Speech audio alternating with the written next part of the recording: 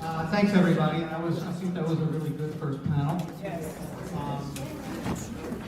Our next panel is Gaining Acceptance Within AA, and we have Jerry F., Beth H., and Jennifer A.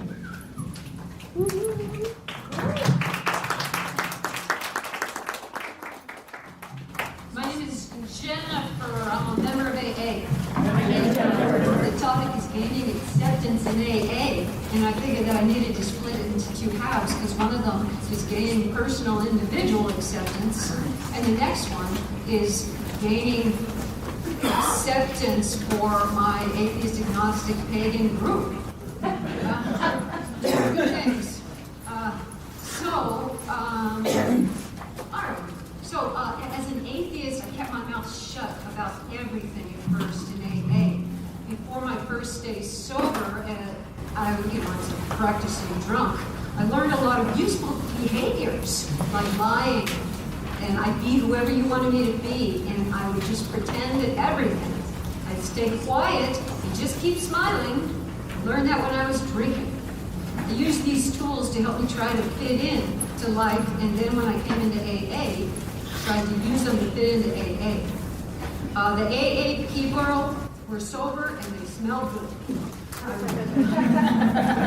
I really wanted to be sober. And I went to 3 meetings a day. I kept quiet and I kept pretending. I stopped drinking. I got sober downtown Boston in 1988, so far today. Every meeting ended with the Lord's Prayer.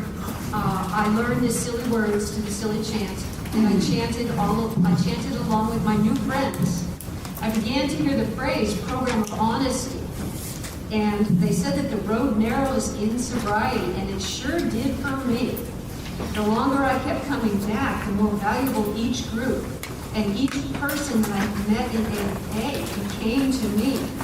I stopped chanting the prayer. The price became much too high for me not to be honest in AA. I found the groups who didn't seem to pass out pitchforks at the door when I walked in.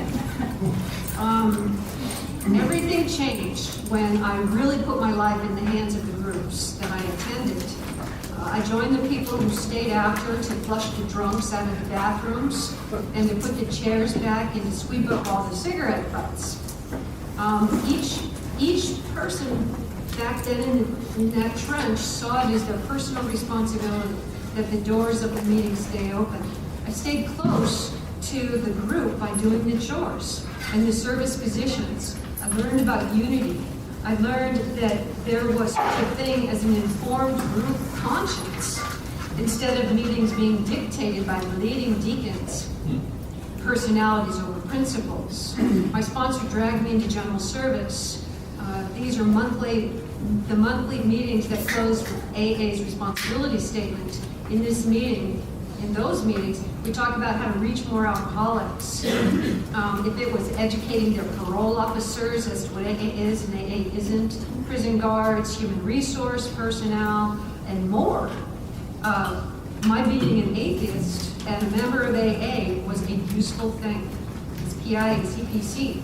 As a GSR, I represented We Agnostics group in San Diego. As long as I did my homework and knew my traditions, I was treated less like a freak and more like a garden variety drunk.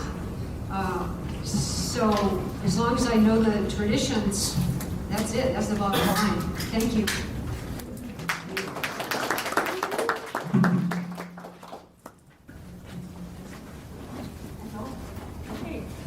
I'm Beth, and I'm an alcoholic. And I thought, I don't know what Jerry's going to say, but I didn't want to repeat it. So I thought I would actually do some original research because this issue is gaining acceptance, and how do we know how well we actually are accepted? I thought that might be interesting to look into. Deirdre, who used to run the New York listing of all the agnostic or secular meetings, she did a wonderful presentation in Austin where she talked about a history of special interest groups in AA. That's available on the AA Agnostic website. And but and I encourage you to read it if you're interested. But basically, all special interest or special composition groups have gone through some struggle to get accepted. We are not the only ones. It started out with women, then it was gays, then it was, I mean, it's just been one thing after another, and AA's been against, some AAs have been against every one of them.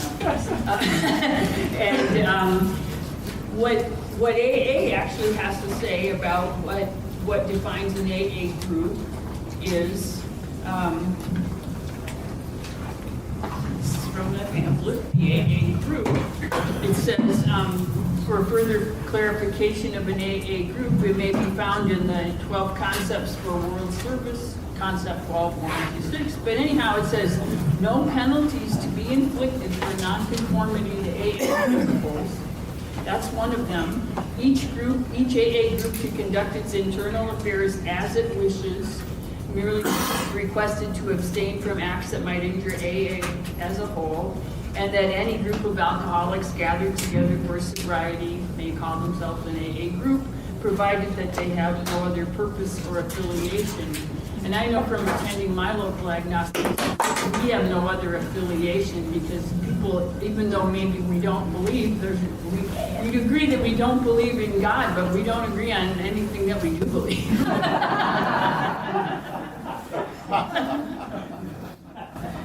And then the issue with the intergroups, you know, whether they will list us or not, the office exists to aid the groups in carrying the AA message to the alcoholic who still suffers. They are supposed to maintain listings and, you know, distribute up-to-date meeting lists. It doesn't, there's no special provision for those who decide who gets to call themselves an AA group, although some of them have decided to do that. Bill, in the Tradition 4 in the 12 and 12, he talks about we had the courage to declare each A group an individual entity strictly reliant on its own conscience as a guide to action. And he talked about, you know, he says he hopes that it doesn't turn out to be Republican groups or Catholic groups or things like that, but still the freedom is there. And as long as sobriety is the sole objective. And then he goes through an example of a town that had a group where this group decided they wanted to build an alcohol resource center, and on the ground floor they're going to have an AA club, and on the second floor they're going to have a medical facility, and on the third floor they're going to have an education facility. And the AA Foundation back then told them probably not good to mix those things, so the guy who was the most zealous started 3 separate corporations so they wouldn't be mixed, but he was the head of all 3 of them. and anyhow, they tried to do it, and they had 61 rules and regulations for their group. And this is where the Rule 62 comes from. The whole thing failed, and he sent a note, you know, in that says, Middleton Group Number 1, Rule 62, don't take yourself too damn seriously. But he said that, but basically the moral of the story is, thus it was that under Tradition 4, an AA group had exercised its right to be wrong. And we, you know, so to the believers that want to keep us out, they should, I mean, if they think we're gonna, we have a right to be wrong. I mean, of course, I don't think we're wrong, but if we are, we have that right too. Anyhow, what I did, I took the list of meetings on the Secular AA website. For the United States, there are 364 meetings listed now, secular meetings, which is a huge increase. It's just been going up fast. But anyhow, I Googled every one of those locations to find their intergroup. I looked at all the intergroups to see if the meetings were listed and how they were listed. And then I also did the same thing for Canada. So in the United States, there's 364 meetings listed on Secular AA. Those 364 meetings were based in 159 different intergroups. And some of them were really large intergroups, like the big cities have intergroup associations, so like New York City, it's all one intergroup and that does the meeting list. There may be smaller ones that do business offices, only one that puts out meeting lists. Anyhow, out of those 159, 146 of them listed our meetings. 45 out of those that listed our meetings also had a further description that said that specifically the meeting was atheist, agnostic, or secular. And then, this is how I think we know when we really arrived, 30 of those had an actual, when you go to search for meetings and you can look for open, closed, big book, men's and women's book, 30 of them had a choice of secular or atheist, agnostic as one of the choices. Yeah, and our own, my favorite, East Valley Intergroup right here is one of them that does that. You know, when we listed our meeting with them, we just listed them the information, they listed us, no questions asked, and as we got more meetings, they made it easier for people to find us. So that was kind of a sweet deal. Most of our meetings, you can find them, you can tell by the name of the group. Otherwise, they can be hard to find if you don't, because like if you, sometimes you end up just having to search for a keyword like agnostic or secular, you know, or already know about the meaning of the other list to try to find it. So sometimes they're not easy to find, but for the most part, we're all listed. Canada had 30 meetings listed on the secular AA site. That was 16 different intergroups, and every single one listed the secular meeting, every single one of them. None of them had a special filter to help find it, but 6 of them had additional descriptions. For the meetings, the intergroups that did not list our meetings in the United States, I called them and I said, hey, I'm Beth and I'm an alcoholic. I'm looking for a secular or agnostic meeting in your area. Do you have any? And I would like to say that for the most part, people were very friendly and receptive and tried to help me. There were only 2 cities where I got a negative response.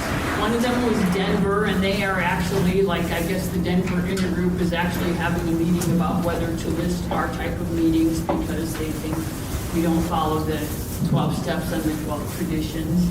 And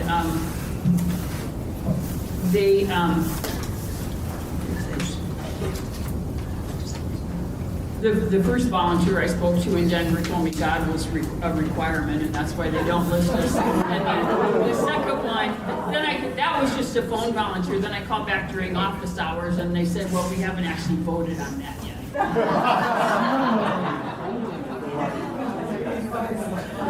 Yeah. The other one was just a small, not such a big town, Evansville, Indiana, and this wasn't an office person. This was just a phone volunteer, and she told me, well, we don't really designate our meetings like that. I mean, you can go to any meeting because we don't force religion down your throat. You can believe anything you want. And you know, the longer you've been sober, the less you feel the need to actually talk about your own beliefs. And I said, well, I've been sober a long time, and I still really don't have any. And she said, well, then God's doing for you what you can't do for yourself.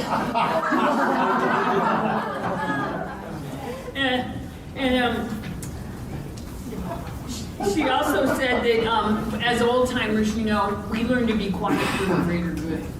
Wow. Yeah. And I mean, I didn't want to give our movement a bad reputation by arguing with this person. So I just let it go at that. But and I asked you to close with the Lord's Prayer, and she said, well, of course we do. But Bill says that we're supposed to do that. And she says, but you don't have to say it. And I said, well, sometimes I feel left out when I don't say it. And she said, well, you know, but you suck it up for the greater good.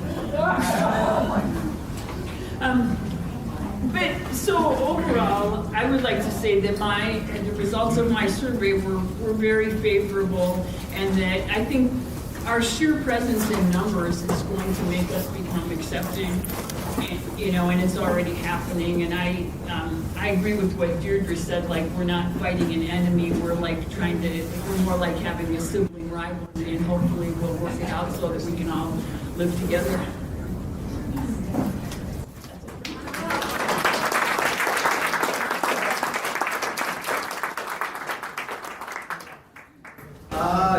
Finnegan, alcoholic, heathen, and sometimes anarchist. I disagree.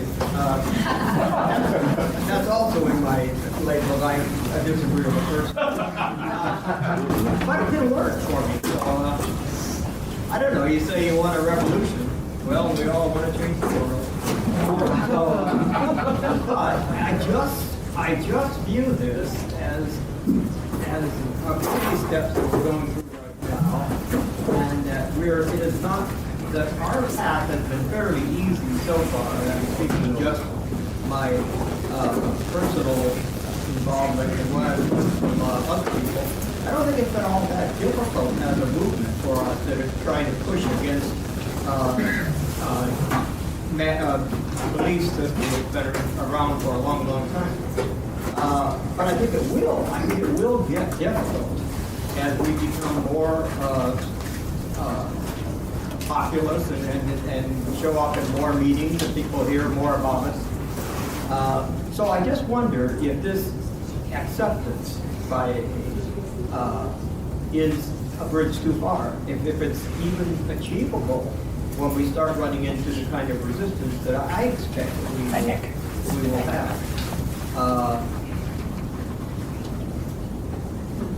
We are, in their eyes, not all in their eyes, but in many eyes, conservative, conventional AA, we are undesirables.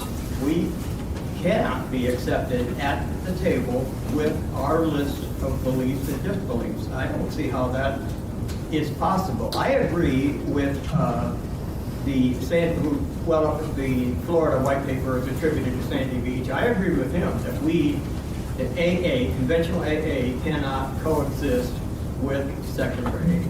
I think that's a clash that is just too dramatic to work. But you know, I'm well aware, of course, that we're not starting anything new. Quad A in Chicago has been around for as long as, well, maybe not as long as I have, no, but they've been around a long time. And but they stay in Chicago. They're not mounting conventions, and they're not writing books. They're not so in the public arena as we are becoming. So we like to compare, and we've already heard that comparison today, our movement with the women and gays in AA. But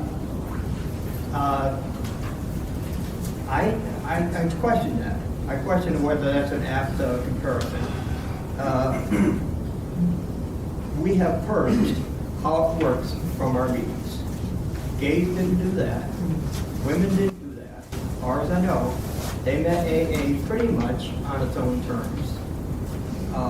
We propose to what? Demand admission into AA on our terms, request admission, and our terms are viewed as properly as antithetical to the mainstream AA.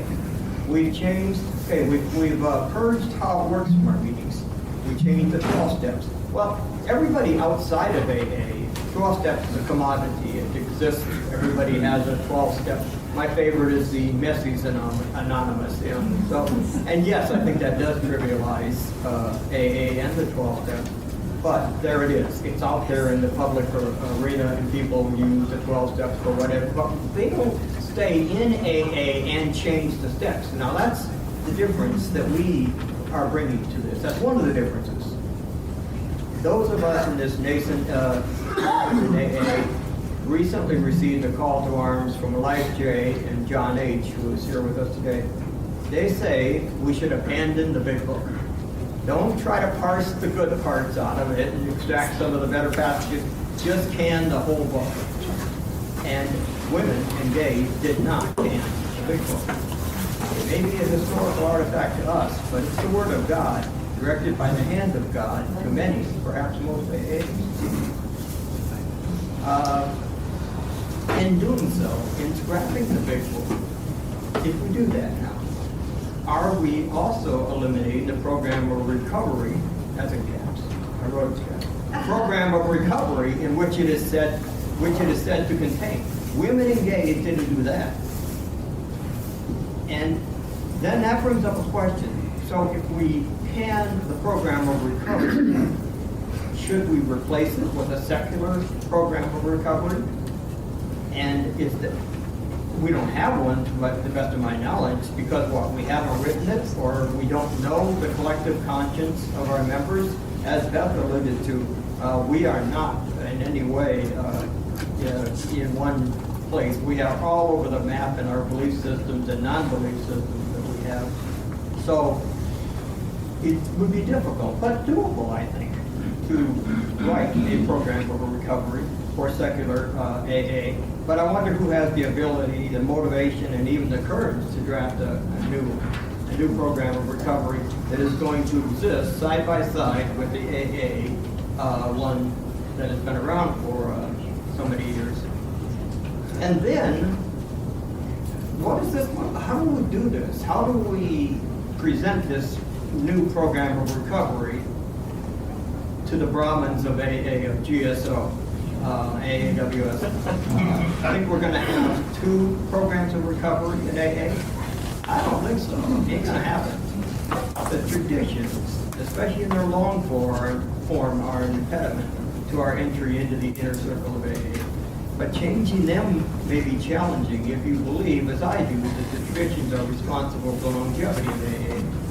Actually, I think the wording that we would want are not that extensive, but it's not my opinion. It's the opinion of the mainstream AA that we have to get through. And I think any proposed changes to traditions will be brought.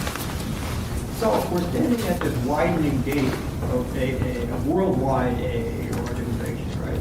We're all members, so we belong there, and we can say what we want to say. But what are we saying? That we want special attention, that we will not accept as written how it works, and the big book, and the steps, and their vaunted program of recovery, that we don't care for the traditions either. I mean, we are, I don't know how acceptance comes, and what kind of, and what that would look like in that kind of a context. Okay, so I'm 4 minutes. All right, I'll throw this out. Should I have lots of minutes here, so we'll forget those.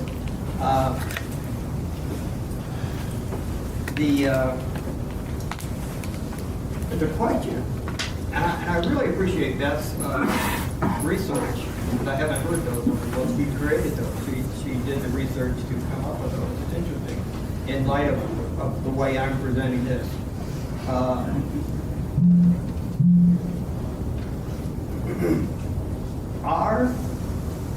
To try to project what's going to happen in the future for us, is the average AA member, the one who we are going to stand in opposition to. If we're going to win the hearts and minds, what do they think? What are those hearts and minds? What kind of mindset do they have? Is the average AA member almost identical to the average American in the way they think, in the way they're programmed, to use that word? I don't know the answer to that, but because I've never seen anything that would reflect that. But that we do know what the average American and average Canadian thinks. So I'll just throw a few of those out because I wonder if this is going to work for us. Trying to identify this person. 25% of Americans report having no religious affiliation. Okay. Do you think that 25% of AAs have no religious affiliation? How about if you count AA as a religion, which it is on most any measurable standard? But that's, okay, more than my opinion, is it? If we are presenting, if AA is a religion, then we need to present our argument to them on those terms so that it's understood what it is that we're seeking from this much larger organization. All right. Out of time, good. Any rate, I had a list of what the average American believes, such as the Constitution guarantees everyone a high school education. 75% of Americans believe that. 70% think the government should fine newspapers for inaccurate or biased reporting. 45% think that the communist manifestos from each according to his abilities, to each according to his needs, end quote, is in our Constitution. For a Gallup poll, 40% of Americans think that God created man in his current form. Another 38% think that man developed over millions of years, but God was guiding the process. So we got 78% of Americans are that God-centered. They actually believe that. When they read the big quote about when we drew near to him, he disclosed himself to me, end quote. Makes me wonder that. God disclosing himself to people is a little too Harvey Weinstein.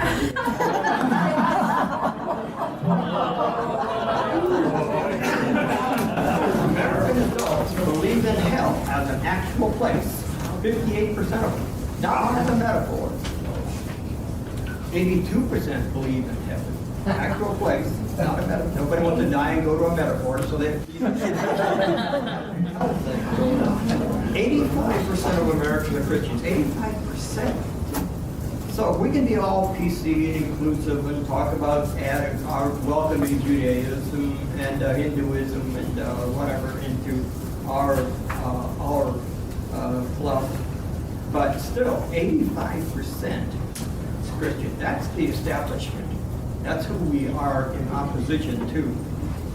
And if there's any doubt about whether or not it's an opposition, it will become, I think, it will become very clear when we begin to encounter the kind of resistance that I expect we will see. 34% of Americans are evangelical Protestants. That's the largest set in the poll. Mostly in the southeast of the country, no surprise there. But evangelicals in the West have gone from 50 million to about 75 million right now in the Western states. There's a lot of fundamentalists too, along with those evangelicals. And yeah, there's a lot of crossover between the fundamentalists and evangelicals, but still, there's a lot of people out there who will not be welcoming us with opening arms. Some good news here. One good news, okay? Most, this is cool, I think. I was really excited to get this. Most U.S. adults now say it is not necessary to believe in God to be moral and have good values. So, well, yeah, hey, that's good progress. That's huge. And it must be so in Canada, too, because they're more secular than we are and have been forever. 7% of adult Americans believe that chocolate milk comes from brown cows. The American Dairy Association ran a poll, and it's true. Yeah, 7% of our population is larger than the population of Pennsylvania. And they believe that chocolate milk comes from brown cows. I mean, I swear to God, this is who we're talking about.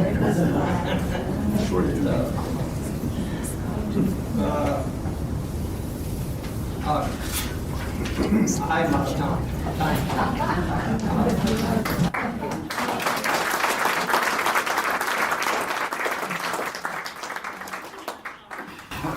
I guess I kind of think, like our judges, I mean, some of them interpret believe the Constitution should be interpreted exactly the way it meant to our founding fathers. They're called, strict constructionists, and they look back to dictionaries from that time to see what that word meant back then. And then there's other ones that believe, it's a living, breathing document that changes with the times. It doesn't say anything about abortion or assault rifles, I mean, how do you get the answers to those things out of that document? And I think that the steps and how it works, and a lot. I guess I'm in the latter group. I think it's how it works. If I were to read it in a meeting, I usually don't, but if I do, I would say this is what they thought when they wrote this. That's and then I would have a clean conscience reading it because I would have a hard time to say this is how it works. But I'm not a strict constructionist. We want to have audience participation too. Gary's first.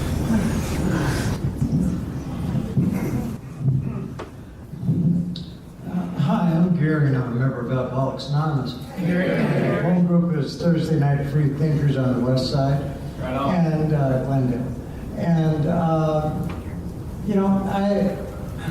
I'm not sure. Thank you very much for your presentation. I loved all the stats. It was very revealing, and it clearly shows the educational deficit in the country. And perhaps within AA. And because we are a microcosm of the macrocosm. And I think we have to embrace that. I am not in favor of starting BB, and if you're wondering what that is, that's anything that's not AA. And I think that Alcoholics Anonymous has a very long history of grassroots activism. We start, everything starts, I don't know if anybody's familiar with the Bridging the Gap Committee, which meets people at the prison door and takes them to a meeting, kind of cuts them off from hitting a bar on the way. And, I was in Northern California in 1990 when we were discussing the value of that. And there were many people very, very opposed, particularly from the H&I committee, who said, oh, no, that's our turf, don't do this. And now BTG and H&I work hand in hand, and BTG is accepted in virtually, in the vast majority of areas of Alcoholics Anonymous. This is a grassroots movement. GSO doesn't tell us to do diddly. If you ever call GSO because you have a problem with their group, they're going to say, well, that's wonderful. Once your group figures out how to deal with it, why don't you call us and let us know how that worked. They do not take a stance. GSO is decidedly gray. And I've known a number of people who work there and have served there over the years. And those people, they are not the zealots that we encounter in some groups, the finger sticker, in your face, get God or die group. They are the, hey, hang out. AA's got plenty of room for everybody. Bill Wilson became very, very inclusive in his later life. He didn't sound terribly inclusive in the beginning of AA, but he certainly got there. And I believe that people get used to us, and they will accept us, and they will embrace us. And rather than poaching from AA, in the hopes that we can have a movement that stands a good chance of survival, because most movements, quite frankly, I don't care if it's spiritual or not, do not survive. AA's got a now 83-year history of doing pretty damn well. I watched, and I'll close with this, in San Antonio at the International, I watched the head of the AMA be handed the 33 millionth print of the book Alcoholics Anonymous. So we have impacted the world. And that doesn't include the other 68 languages that we print in. So many of whom are of the zealot variety. And so there's plenty of room for them if you want to talk about the Russian forward to the book Alcoholics Anonymous, where they tell you, oh, don't worry about all that God talk. So anyway, lots to do with it. Thanks, Gary. Thanks, Linda here and then David. I'm Linda Alcoholic. Thank you to the panel very much, and thank you to the whole committee who put this on. This is really great. One of the things I thought of with the title, I want to have acceptance in AA. So that's what I want to work on. And I know that going into AA that I'm a minority. I know that. But I've been very fortunate because I'm a little hippie chick and came from the 60s, and because I know self-be true was something that I learned way back before I got this disease and before I got sober. So when I came in, I knew that, rigorous honesty, I'm an atheist. I don't believe in it. I was very fortunate because people were really, really welcoming to me. Now I know with the hope that I would get it eventually. That's okay. You know, I tried to believe because I had that gift of desperation. I was so desperate. I was going, maybe I've been wrong with my whole life. And for 2 years, I asked people questions, blah, blah, blah. 2 years in, I realized that obviously I'm sober, happier than most I know, and I still don't believe in God, so I don't even have to try to do that anymore. What I believe is I have helped save lives. I believe I am an attraction in Alcoholics Anonymous. I know that I'm very open about my atheism, and it's because I'm okay with it. You know, I mean, I never had to hide it, and people come to me, that I'm sponsoring a woman who doesn't believe in God, and she's having a lot of trouble with her step, will you talk to her? Of course I will. You know, and I've never tried to convince anybody to believe the way I believe, but I'm living proof that you don't have to believe any certain way for this to work.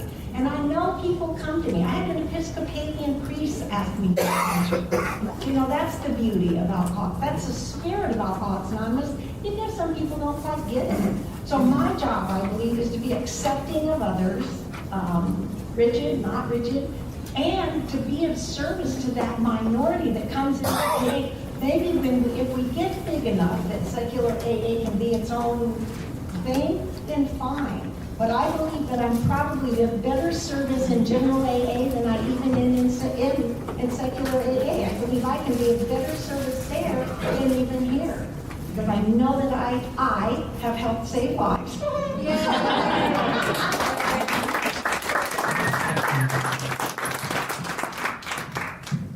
I'm David, I'm an alcoholic. Yeah, I wonder why we want to be in the club after all, Jerry. I wanted to ask you, did you, in your research, did you find intergroups that filtered meetings as, you know, Christian? Because I think that would be a terrific idea. No, but I did make a list of unusual ones: gay, transgender, alcoholics with emotional and mental disorders, no court papers allowed, dual diagnosis, crosstalk permitted, invitation only, Native American, must sign in, couples, attitude modification, which means meditation and redirection, emotional sobriety, living sober, and scent-free environment.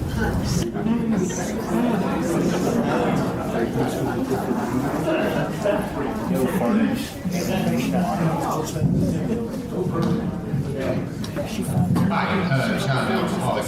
Yeah, I was personally acquainted with the late Mr. Sandy Beach, all right, as well as Hal Marley and a couple of the other luminaries, and the author of the Mount Rainier Minority Opinion. I personally strongly believe there are many people in the leadership of AA who do not have our best interests at heart, who would like to either marginalize or homogenize us. Now, that said, AA is a very good branding. The branding is wonderful as far as, you know, the selling of sobriety goes. People sell things off the name AA all the time. Well, we're not selling anything. We're offering a gateway to people who might die otherwise. And the young lady that just spoke about the value of professing your atheism in conventional meetings is that's an extremely important part. Now, my revolutionary soul, my hippie revolutionary soul, wants to start a revolution and be schismatic. But the AA brand name is still so powerful, and it would cause so much dissension within our own ranks that to do that at this point would probably be counterproductive. So my own opinion about the major organs of AA is what we did in DC from the very beginning. We had as little to do with them as possible. And I'll tell you one short story. Okay, when we started our meeting, the guy's still alive, so I'll use his last initial. There's a very prominent guy in DC by the name of Victor B., African-American, brilliant, incredibly capable, charismatic member that's done a lot of work over maybe almost 50 years now. Victor's been around. And when we first started our meeting, I had a very good friend, another African-American gentleman who became a very close friend of mine by the name of, I'll use his name, he's dead now, Gaston Neal, who was a very well-known, prominent DC poet and activist and other things. It turns out Victor was investigating our meeting when we first started. He was sending people to our meeting. They were writing down what we were saying in the meeting. And they were going back and reporting to Victor and the Central Committee sort of like the Central Committee of the old Soviet Communist Party. And Victor knew me from another meeting, so my name came up because I tend to talk a lot. And Victor calls me up, and he says, hi. I say, hi, Victor, and he says, hi, John, what's this about, this atheist thing that you're doing, okay? And I said, well, this atheist thing is about getting people sober. And I had him on the line. I said, oh, by the way, do you know Gaston Neal? And they were old running buddies from the 1950s up and down 14th Street, solid roads and shit. And I said, guess who's my best buddy in AA? Gaston Neal. And he said, that's impossible. Gaston's an atheist. He can't get sober. And I told Victor, I said, Victor, Gaston just had his first anniversary. And you know what? Victor never called back, and he never sent another person to our meeting. And we've ignored them ever since. We send them archive, and now they have a drop-down tab on the Washington Area Inn Group Association. There's a drop-down tab that says atheist and agnostic, and the less they know about us, the better. Because what they want to do is co-opt you, get you to buy into a watered-down version of the 12 steps, and keep your mouth shut, okay?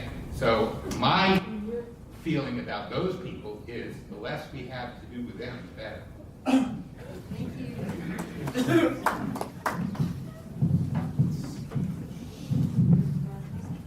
Yeah, hi, Tim, alcoholic. Tim. Two things I want to say from the regular literature that really kept me in this program, other than I was a low bottom drunk and I had to do this, right? Was Tradition 3, which states the only requirement for AA membership is the desire to stop drinking. I took that to heart. I can't tell you how much it broke my heart when I first saw the chapter to the agnostics and I read it, and it should have been titled the chapter to the former agnostics. Yeah. Right? But anyway, Tradition 3 tells me I have a place here if I want to be here. And right at the end of the first 164 in the traditional big book, it says we realize we know only a little. It says that. It's in the book. Okay? Social evolution is hard. Evolution is hard. It's survival of the fittest. If we don't fight for this, we will not survive. I do believe that. Okay, so we have to keep on trudging. That's all I got. Thanks. Thanks, Tim. We got time for one more short one if anybody wants to speak.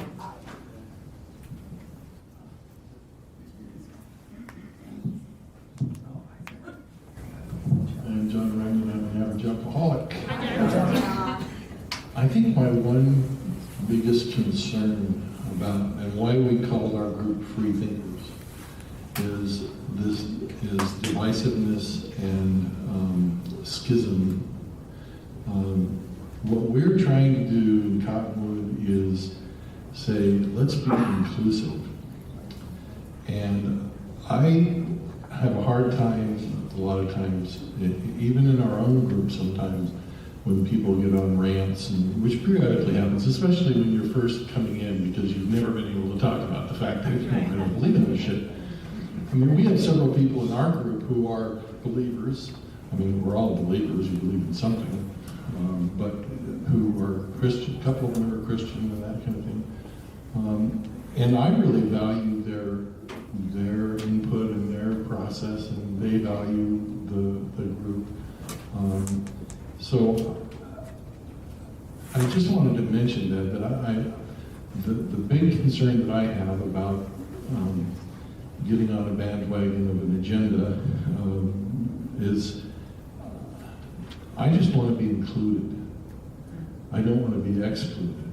And I don't want to exclude anybody else either.